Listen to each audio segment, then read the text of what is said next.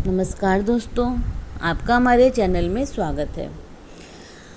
आज बन रहा है विशेष संयोग। हमेशा सफलता पाने के लिए अपने गुरु को जरूर भेंट करें ये चीज़ें।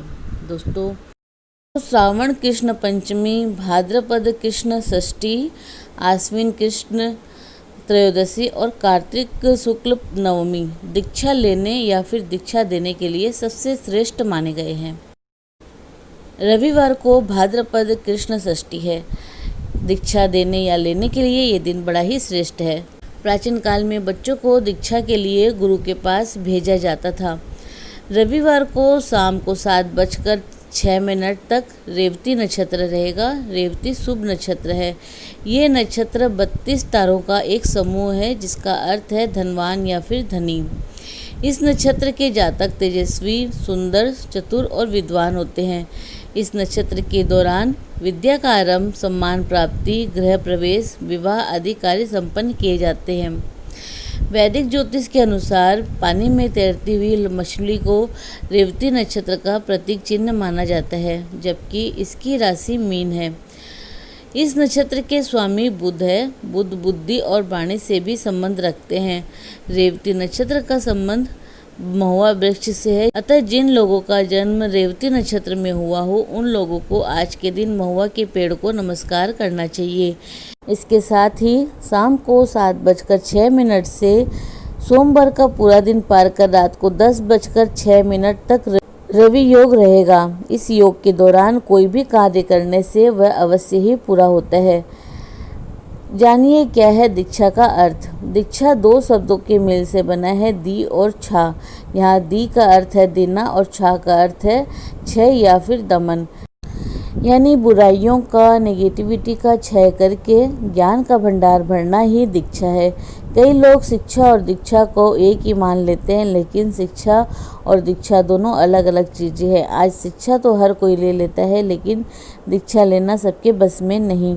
दीक्षा देने के लिए जितना समय, संयम और ज्ञान एक गुरु के पास होता है, उतना ही समय, संयम और ज्ञान को समझने की शक्ति दीक्षा लेने वाले में होनी चाहिए।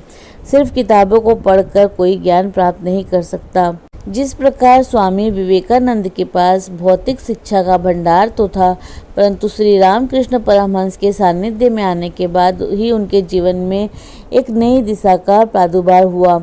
अतः दीक्षा के लिए एक गुरु की आवश्यकता होती है।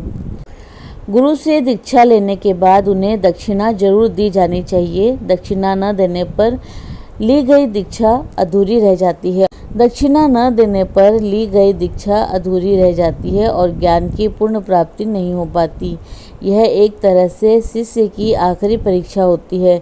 इससे शिष्य किसी को कुछ देने का भाव सीखता है, तभी वह आगे चलकर समाज को एक बेहतर दिशा देने में भी कामयाब होता है। एकलव्य ने दक्षिणा में गुरु द्रोण को अपना अंगूठा काट कर दिया था।